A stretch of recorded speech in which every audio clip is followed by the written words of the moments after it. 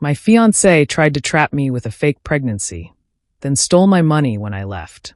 I took legal action and got my revenge. I'm a 31-year-old guy who thought I was pretty good at reading people.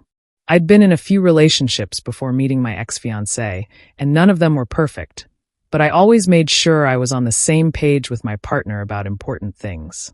That's why, when I started dating my ex-fiancé, I thought I'd hit the jackpot. She was fun, ambitious, and seemed like the kind of person who'd always have my back. We dated for 3 years before I proposed. The proposal was nothing fancy. It was just us on a quiet evening, sitting at a spot we loved, a hiking trail with a great view of the city. She cried, said yes, and hugged me like I was her entire world. For the next couple of weeks, everything felt great. We started talking about wedding plans, picking dates, and dreaming up what our life together would look like. She'd always been a bit intense about things, but I chalked it up to excitement. Everyone gets carried away with wedding stuff, right? Then, about a month after the engagement, she started talking about kids. At first, it was casual.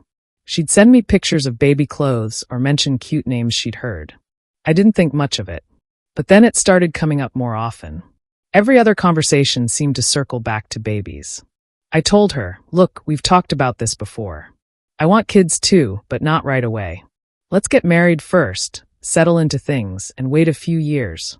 She nodded and said, of course, I totally agree, but her actions didn't match her words.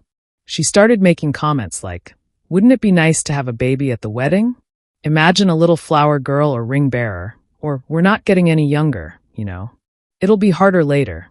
I started noticing other things too. One day, I found a bottle of prenatal vitamins in the bathroom cabinet. I asked her, what's this for?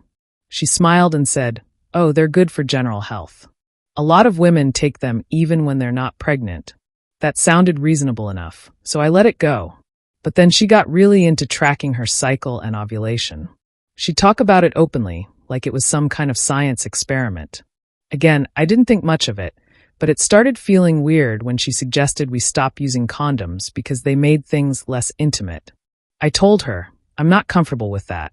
We agreed to wait. She pouted and said, you don't trust me, do you?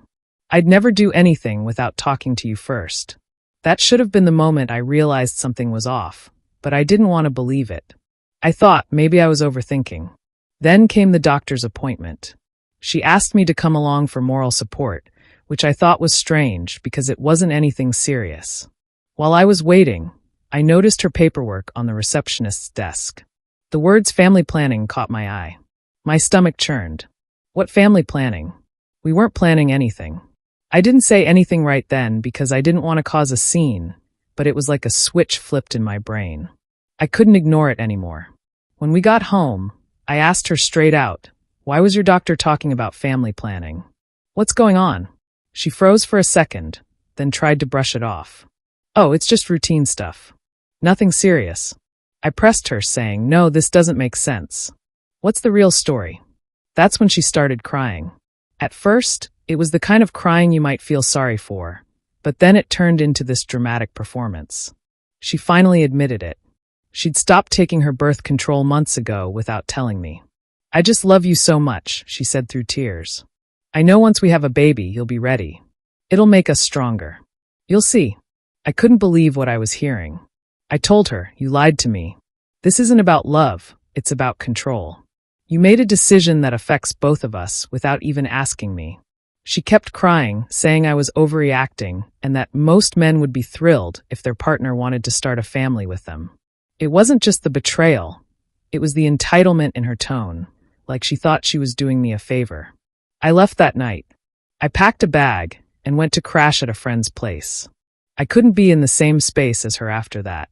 She called and texted nonstop, alternating between apologizing and blaming me for giving up on us.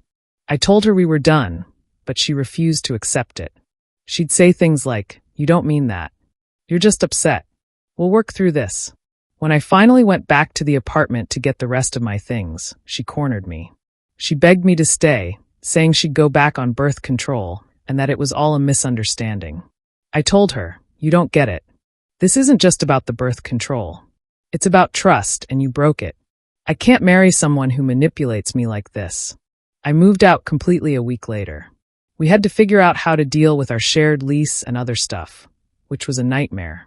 She kept trying to guilt trip me, saying I was ruining her life and that I owed her for wasting her best years. Then, after I moved to a new city for work, things got even worse. At first, I thought I'd finally left the drama behind.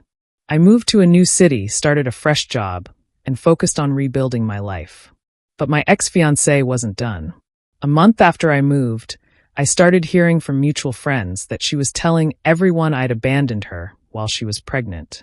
She went all out, posting fake ultrasound pictures on social media, writing cryptic posts about being betrayed by the person you trust most, and telling people I had left her to raise a baby on her own.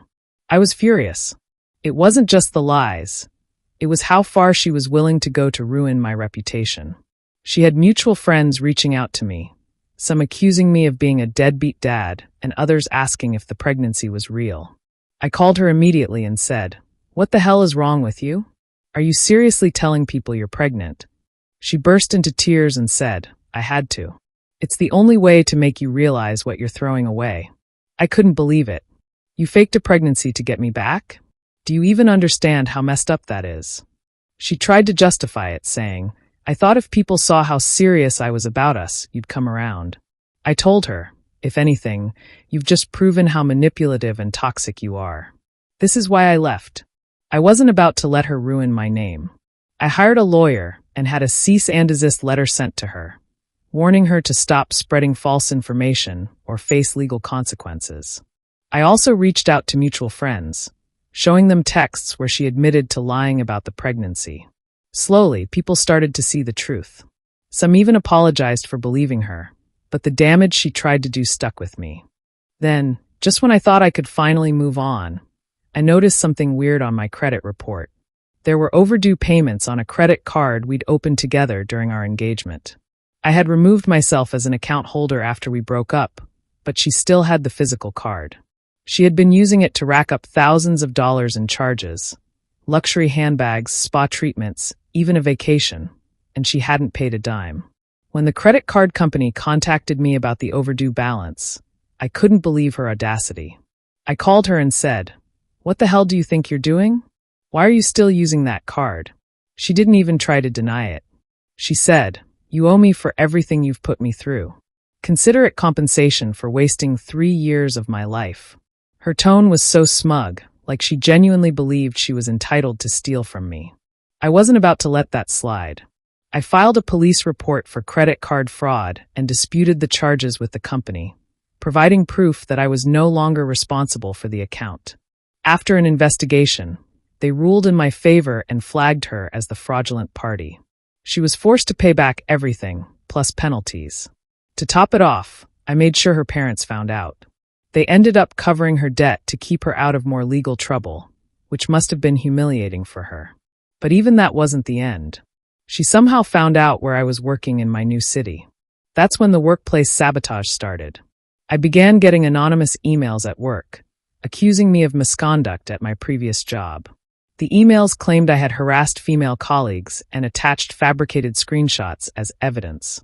At first, my boss dismissed them as spam, but when the messages escalated to threats of going public, HR had to step in.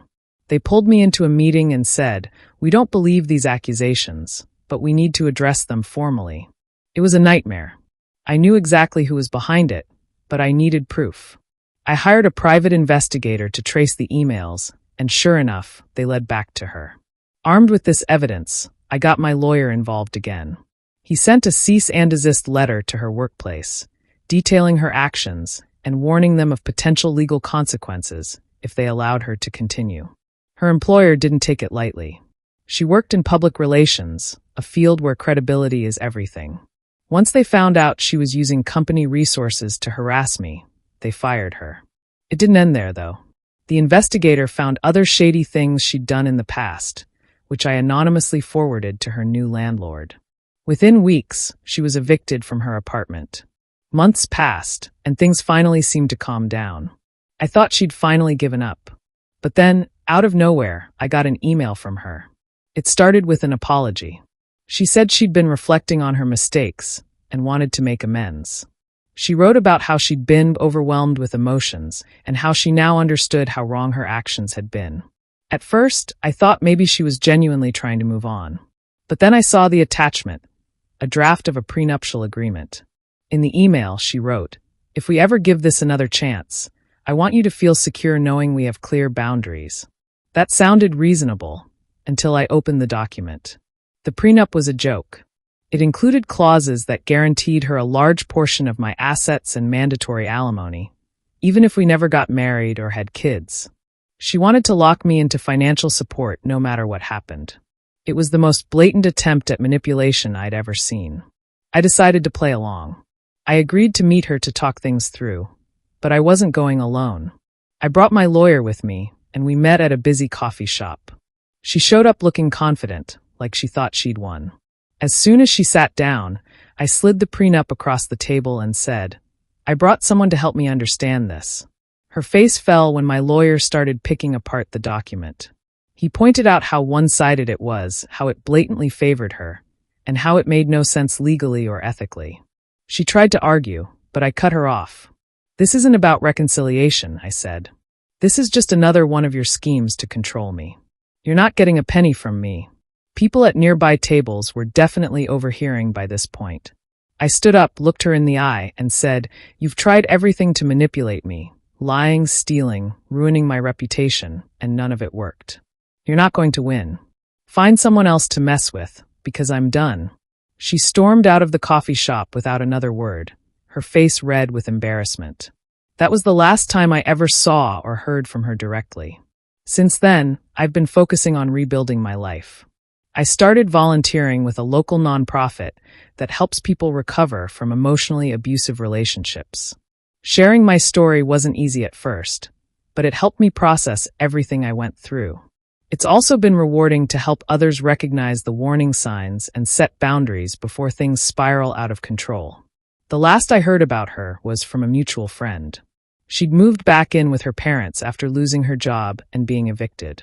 Most of her old friends had cut ties with her, and she was trying to start over in a new city. I don't feel sorry for her. She created this mess, and she has to live with the consequences. If there's one thing I've learned from all of this, it's that trust and respect are non-negotiable in a relationship. The moment someone tries to manipulate or control you, it's time to walk away, no matter how hard it might be. Starting over isn't easy, but it's better than staying trapped in a toxic situation. Trust me on that.